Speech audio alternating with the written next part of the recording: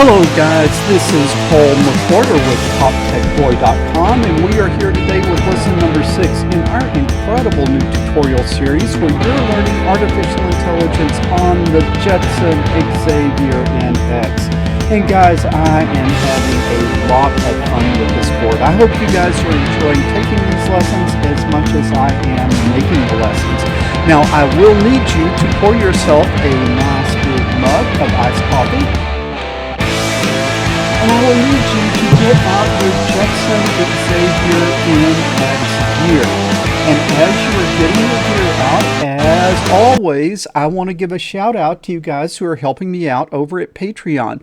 It is your encouragement and your support that keeps this great content coming. Those of you who are not helping out yet, look down in the description. There is a link over to my Patreon account. Think about hopping on over there and hooking a brother up. But enough of this shameless self-promotion. Let's jump in and let's talk about what we're going to learn today. Today's actually going to be kind of a short lesson, and what I'm going to be doing is just kind of giving you an outline of sort of where I see things going in the future, and then getting feedback from you guys. And let's kind of decide where we're going, because I've finished up that series of lessons, or I finished up a big block of those lessons on the Elegoo Smart Car, and so now I am really starting to focus for the next few weeks on putting together lots and lots of videos on the Jetson Xavier NX. So I kind of want to, this will be a premiere, and I kind of want to interact with you guys and see if we're seeing the same things as far as moving forward. This a little bit is my challenge. We went through the Jetson Nano, and I think I have like 58 lessons or something like that on the Jetson Nano, and that's going to take you pretty far along the road of artificial intelligence. Then out comes this new board, and it's kind of like, do I assume that you're already an expert and have taken all 58 of those lessons on the Jetson Nano and just start sort of where those left off? Or do I redo those lessons? Those don't sound very good. Neither one of those sound very good, because maybe you're just getting into it and your first board was the Jetson Xavier. Okay, maybe you took those lessons already. So this is kind of what I'm seeing. What I took 58 lessons to do on the Jetson Nano series of lessons, I hope to do kind of like more or less in the next 5 lessons. I hope to kind of go through that stuff pretty quickly, but I feel like we need to do some review because some things have changed. For example, now we're on OpenCV 4.1.1, I believe, and we were on an earlier version of OpenCV on the Jetson Nano, and there's some things that have changed on the Jetson, some things that have changed in OpenCV relative to this new version. And one of the things is the contour command changed. Also, some things have changed as far as how we call up a camera. And I've seen a lot of you guys have had trouble on the Jetson Nano series because you say, oh, well, my webcam isn't working anymore. Well, what happened is, back when I made those lessons, you would specify the webcam by just putting the number 1, like you would do the video capture command setting up the camera with 1, but now it seems to want in quotes /dev/video1, and then once you do that, things start working. So the problem is a lot of stuff have changed, so I kind of want to go through this sort of quickly and get you up to the point that we're reviewed up and ready to do the more advanced stuff. So I hope to do that in about 5 lessons, and in those 5 lessons, what I'll probably do is I'll probably do another lesson, the next lesson on contours and on using track bars, because there's been a few things that have changed with that. And with that, with contours and track bars, we'll be able to track on a pin.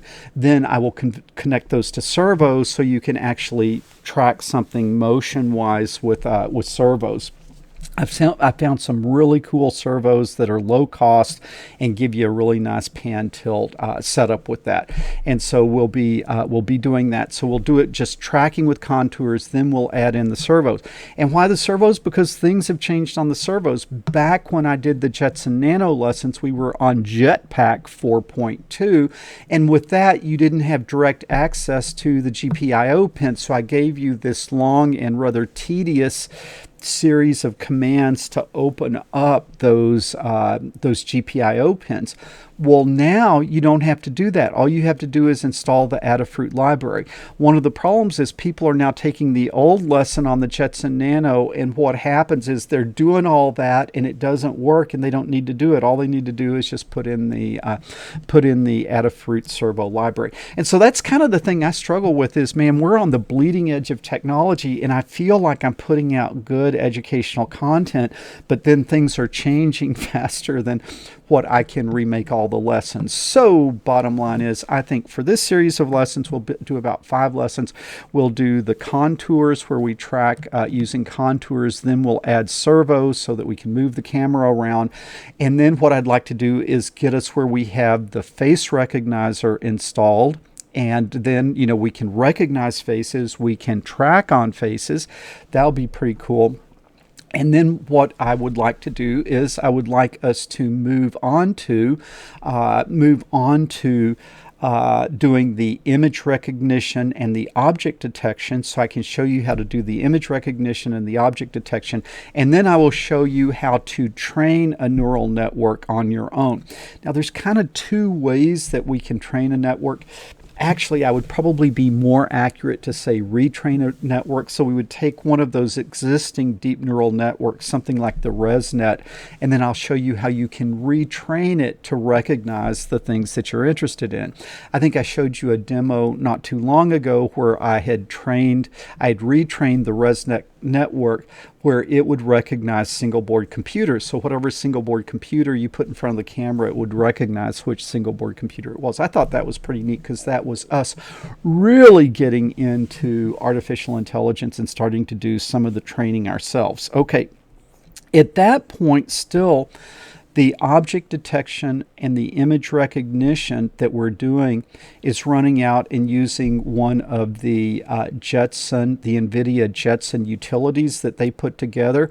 And so it's nice of them. Dusty did a great job over at NVIDIA to put together some kind of Python wrappers where it's easy for us to write programs to do object detection, image recognition, and actually to begin to retrain the neural network. Now, what's the difference between object detection and image recognition? Image recognition is you put something in front of the camera where it's sort of like, this is what's in the picture, and it tells you this is a coffee cup. Okay, that's kind of neat. But then what is object detection? Object detection is when you look at a much more complex scene and you box different items and you detect what they are. And so object detection is actually quite a bit harder than image recognition. And then finally, Dusty put together a really nice little routine that allows us to fairly simply retrain a network based on objects that we want to recognize. Like maybe you just want to know cats and dogs, and so you can go and put a bunch of pictures of cats, a bunch of pictures of dogs, train it the difference between a cat and a dog. Okay, now that is great, but the thing that bothers me a little bit there is because we've got this wrapper around the real programming, we don't have really any control over things like how many epochs do we want to train over, what model do we want to retrain. And so the good thing is, using Dusty's routines, we're able to get in and start doing this right off the bat. But then at some point, I really think that we need to be doing real artificial intelligence. And it seems like the easiest way to build our own neural networks and deep neural networks and do deep learning is through PyTorch. Okay, there's sort of like TensorFlow and there's PyTorch, and they both work about the same, but it just seems like PyTorch is much more Python-y. Okay, and so I've been learning PyTorch, and I think I can teach it to you. And really, if you've done much Python programming, you've probably used NumPy a little bit. NumPy is something that does math for you. Excuse me, and a lot of NumPy is working with arrays. Okay, a lot of NumPy is working with arrays. Well, the PyTorch is working with tensors.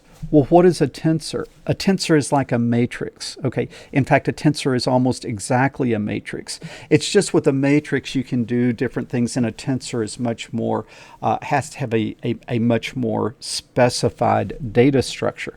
But really, a lot of these PyTorch and a lot of these tensor commands are very similar to the NumPy commands that you already know. So I feel like I can teach you guys PyTorch. And so if that's sort of where we end up here, then that would be something that would be really, really, really a pretty big deal, that you guys could kind of go out and train a deep neural network. You could build a deep neural network on your own from scratch, and I think that's pretty cool. Certainly in this series of lessons, I will go all the way through. Certainly in this series of lessons, I'll go all the way through using the NVIDIA Jetson, Dusty's routine to show you how to do object detection, image recognition, and show you how to retrain the network using his utilities. Now, as far as teaching the PyTorch, I don't know if I will put that as part of these lessons or if I will just start a new series of lessons called PyTorch on NVIDIA boards and teach you that there. But man, I am really excited about what I'm learning about artificial intelligence, and I'm excited with these Jetson boards like the Nano and the Xavier. It's something that us guys that are just kind of home gamers who have played around with Arduino and done stuff like that, we can go in and we can start actually doing the artificial intelligence. Okay, now what I want to do is I want to kind of show you where we're going to be going in the future. And so let me show you the gear that I have set up and would really like to move forward with. And guys, I really believe me, I'm not just out trying to get you guys to buy new gear. I really try to give you the best bang for the buck with the gear that you have. And if you're not able to get the gear like what I have set up, you can follow along the vast majority of this with a webcam if that's all you have, or if you have a webcam and a Raspberry Pi cam, or if you just have a Raspberry Pi cam. So I'm not going to leave you in the dirt, but I think there is kind of some cool things, and this is sort of the core platform that I am going to be moving forward with. The cool thing about the Jetson Xavier NX board is it has 2 slots for Raspberry Pi cameras. So what I am going to do moving forward is I'm just going to have 2 Raspberry Pi cameras. The Raspberry Pi cameras don't cost very much, and they just seem, as I'm playing with it and as I've gotten better at GStreamer, they just seem to work faster and give you more flexibility than a webcam. Also, the problem that I'm running into is everybody out there has a different webcam, so I'm getting lots of feedback back like, oh, well, I've got the 270 and it's not working right. Well, I can't really help you debug it because there's a million different webcams, and I don't know whether you've made a programming mistake or whether your webcam just doesn't want to play nice with GStreamer or OpenCV. And so let me show you here what we have. We have 2 Raspberry Pi cameras version 2. Okay, 2 Raspberry Pi cameras version 2, and the cameras that I'll link to down in the description below, I really like. They're the official ones. Remember, the version 1 camera will not work right now on the Jetson Xavier. And the other thing that I like about these that I'm going to link to, they have these really long cables. Okay, these cables are about at least a foot long. They look like they're at least a foot long. And one of the things I was struggling with my Jetson Nano in my earlier setup was that little cable was so short.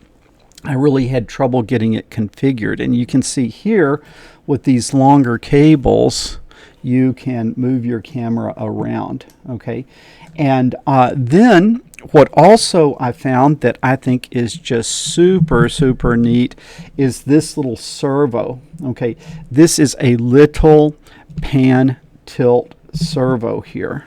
Okay, this is a little pan tilt servo, and I am just not going to be able to live with that focus. And so let me see if I can give me just a second here, guys. Let me see if I can adjust that focus, because I am just, these Logitech cameras seem to be good at focusing on a face, but they just do not seem to be good at focusing on generic things. They also seem to be good at focusing on, your face if you're in front of the camera, but this general electronics hardware they don't focus very well on. Okay, that is very good focus here. So you see I have here a tiny pan tilt setup. So you've got a nice firm base, you've got a pan servo, and then you have a tilt servo. And the neat thing is this is the bracket and the two servos and the little control board, all for about 20 bucks. And so what I'm going to suggest is that we're going to get two Raspberry Pi cameras. Now if you already have one, some of you might already have two, okay. I'm going to suggest two Raspberry Pi cameras, and from the links that have these long cables, and then two of these pan tilt mounting brackets. All right. And so what types of things could we do then? We can start pointing the camera and we can start tracking things based on what we see. All right. Now you can see right now I just have one of the little servos built. I have the other one, but I didn't want to build it because I want to kind of take you through the build when we get to that point, because these things are a little bit tricky and the instructions aren't real good. So I didn't assemble the other one. I will assemble the other one as part of one of the video lessons. But what would be great would be if you could get two Raspberry Pi cameras and two of these little pan tilt servos. If you can't do that, if you could have one Raspberry Pi camera and one pan tilt servo, you would be able to get most of what you need out of these lessons. And then if you can't do that, then just keep your Raspberry Pi camera, keep your webcam, and you'll be able to learn a whole lot. But just when it comes to pointing the camera and tracking something live, you're not going to be able to do that if you don't have a setup. Now this setup is way cheaper than the earlier one where we were moving a webcam, where we had a big pan tilt mount and big servos. Okay, this one is a lot smaller and a lot easier to use. Now if you have the big one, you can keep using it, right? If you have the big one, you can keep using it. I'm just kind of showing you the way that I'm going to be moving forward. Okay, man, when these things I got them out of the box. When I got these things out of the box, I saw these little plastic servos, and they kind of reminded me of those ones out of the Elegoo kit. And I thought, oh man, this is not going to work. These are those little cheap rinky-dink servos. Man, I've been impressed. These things are rock solid. They're very, very smooth, no jitter. And so I was just extremely impressed with the performance that I am getting out of the performance that I am getting out of this thing. Okay, and so let me see if I can refocus there. You can see what I'm doing now. I've gone to manual focus because I used to kind of be a professional photographer back in the old college days, wedding photographer, portrait photographer. So image sharpness and focus is one of those things that is a really, really big deal for me. Okay, so let me kind of show you some of the things that we're going to be doing here moving forward. And I hope you guys don't get mad that I'm not like really teaching a lesson today. I'm just kind of mapping out where I see us going. And since this is going to be a live premiere, we're going to be in the chat box and I'm going to be listening to you. Okay, I'm kind of giving you the way I see things, but then I want your feedback as far as what you think. And guys, really, really, really, I'm not just out trying to get you to buy stuff from Amazon. It's sort of like I really, really am trying to, when you buy something, have a lot of cool stuff that you can learn on it. And I'm not just trying to throw out the latest thing every week for you guys to go run out and buy. Okay, let's see here. I think that I will start with this program here. And you guys cannot see that, can you? I'm sorry. Let me switch back over here. I've gotten feedback too that you guys hate the gray background. I I don't know. I felt like it was a little bit higher contrast, but when I did this on one lesson, and people really didn't seem to like it very much. So you guys leave me feedback down below. Do you like this or the white background better? Just to me, this seemed like a kind of like a little bit higher contrast. But you guys are the ones that are having to watch the lessons at home, and so let me know down below what you think. And so let me just show you the first thing that I did here, running the two Raspberry Pi cameras on the Jetson Xavier NXs. I found that I was able to,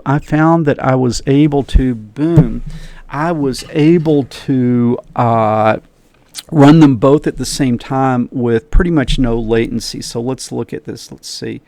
1, 2, 3. You see no latency, and they are in sync.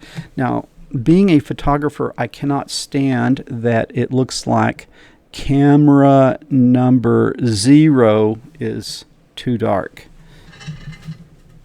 I got to adjust camera number 0 a little bit, and you guys should be good at this. You guys should be good at this already. So this is going to be camera 0, okay? And I'm going to come over and look at the brightness. Okay, it said -0.3, which would be darker than -0.2. I don't know why I had those things set differently. Okay, let's run that thing. Okay, boom. Look at that. So this is what I love. We are running two cameras. We're running two Raspberry Pi cameras. We have no latency, and we're able to do it without having to do threading or classes or anything like that. So I think that is really good. We're running both cameras same time, 21 frames per second. That's what I have it set at, and so it is running kind of full open at this point. So I think that is really neat. But let me go ahead and quit out of that. Okay, and now what I want to do is I want to show you this next program, which I think is really a whole lot of fun. And then I'm going to run this file. All right, and let's see if I can maybe, what would be a better view here? Maybe this would be a little, ooh, that was crazy. I'm sorry, I didn't mean to do that. Okay, so now I want you to watch this, right? So I want you to watch this, and then I want you to watch the picture that has the 21 frames per second on it. Okay, I come down here and look.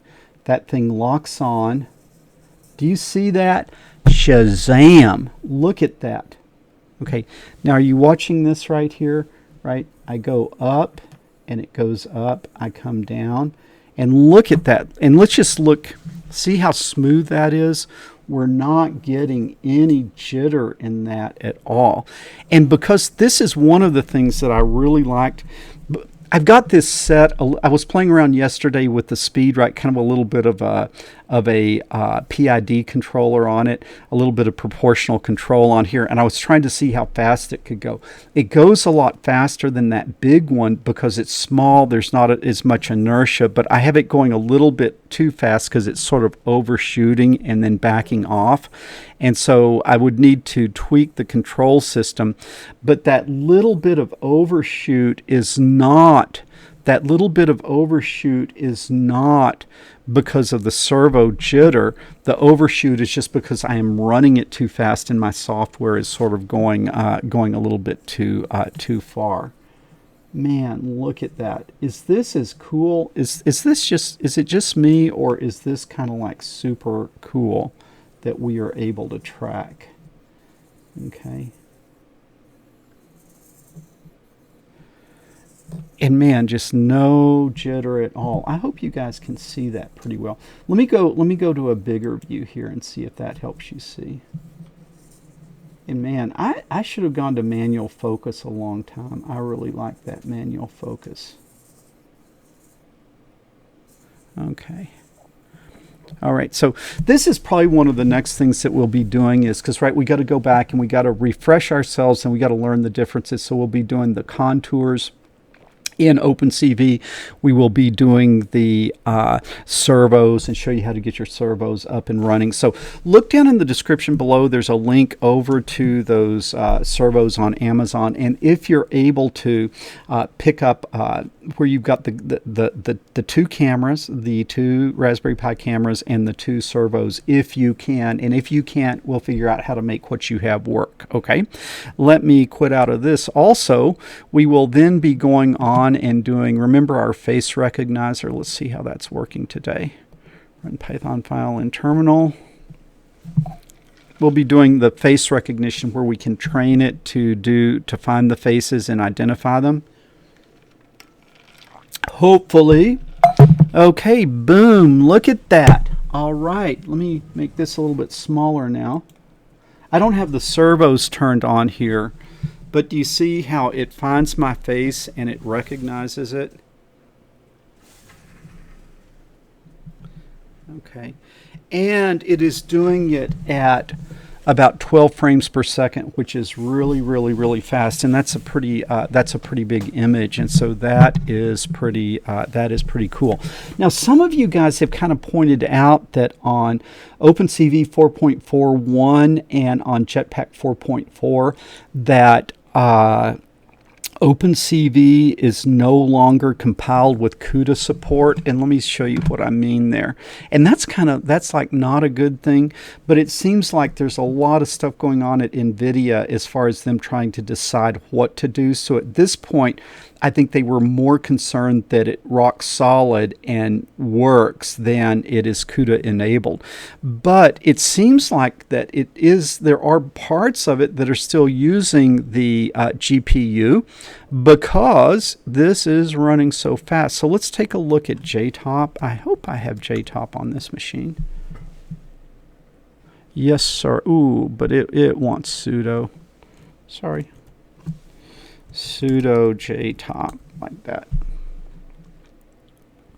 So let's see what we've got going here.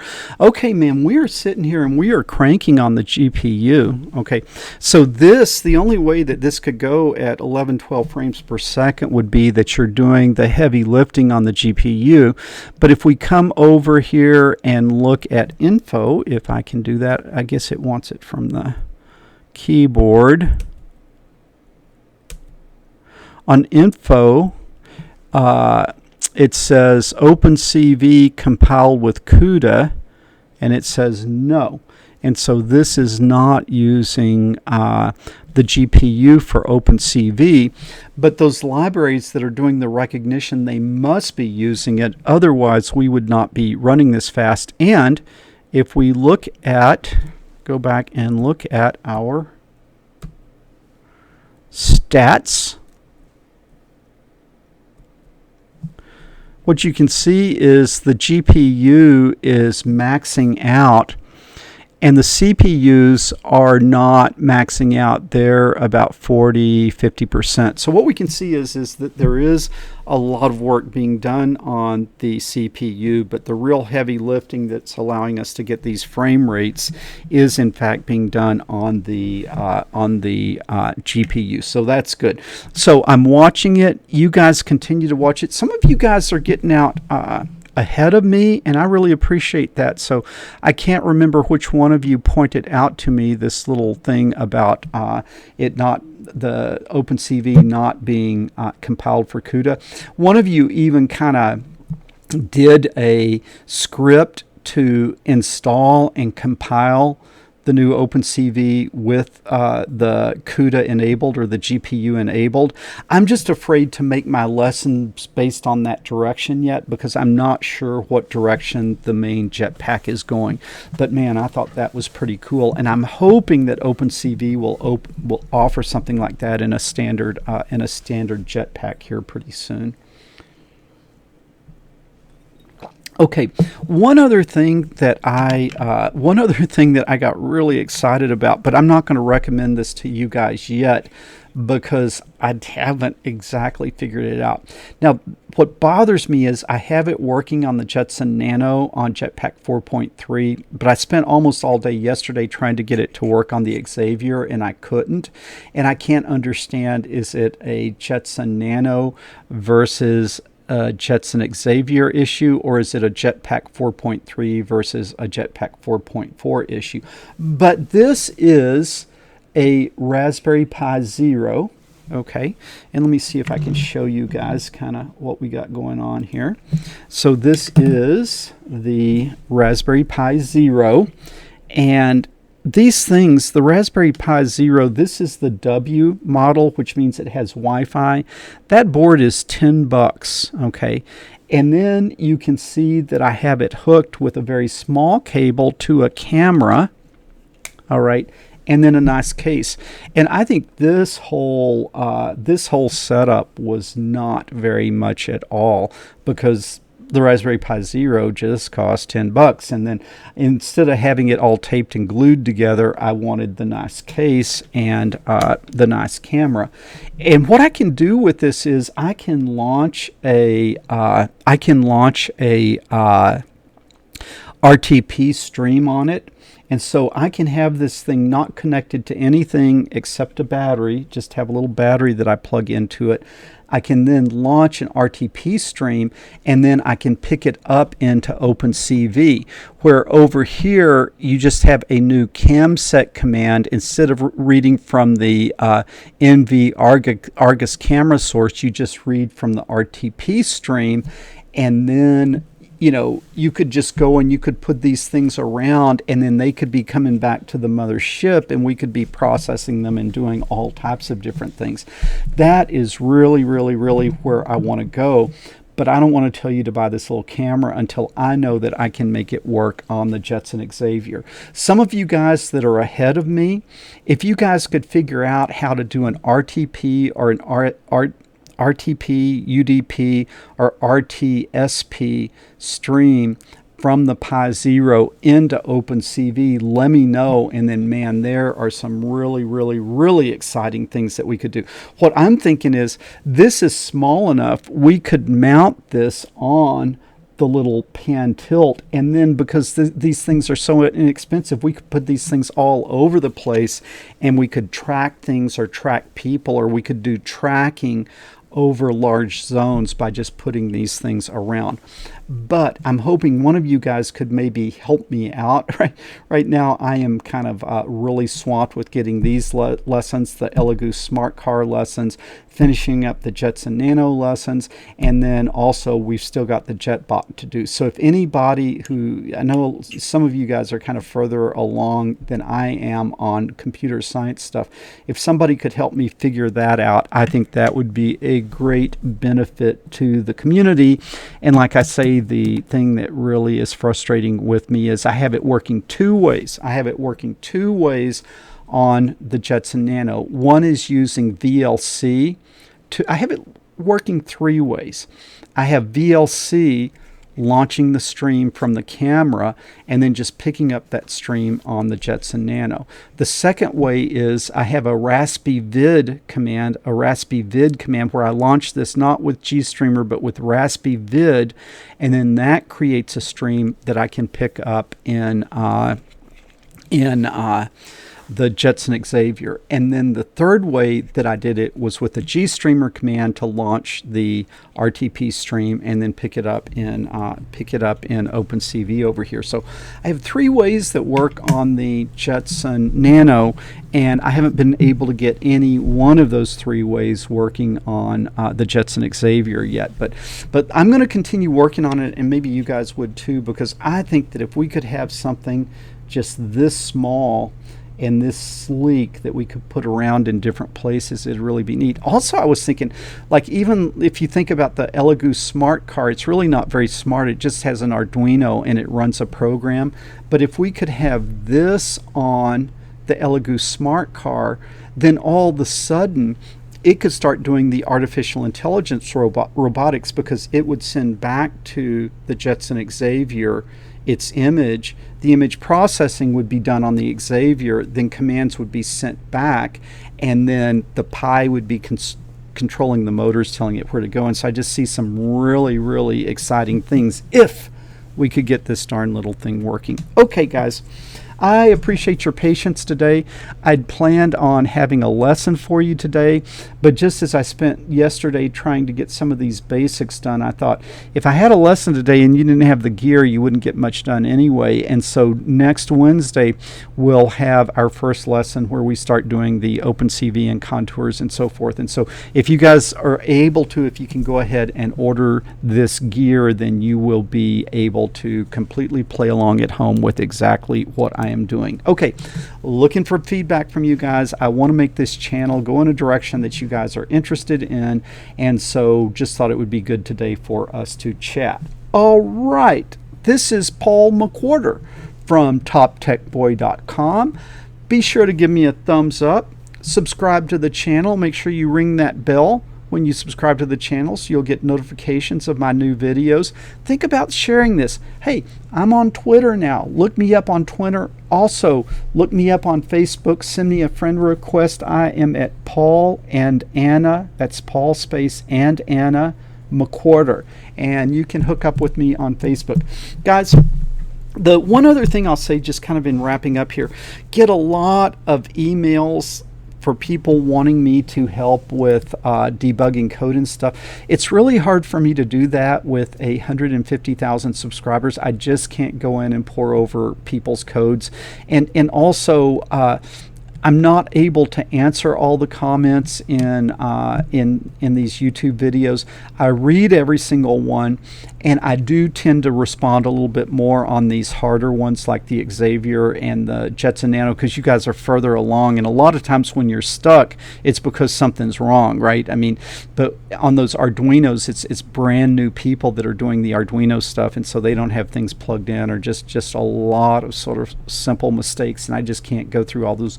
I do try to help as much as I can on the Jetson Nano and the Jetson Xavier ones in the comments. But understand, if I don't respond always, it's not that I'm being rude. It's just with hundreds of thousands of or 150,000 subscribers, and with hundreds and hundreds of questions and emails and so forth a day, I can't process it all. Okay, guys, appreciate your attention.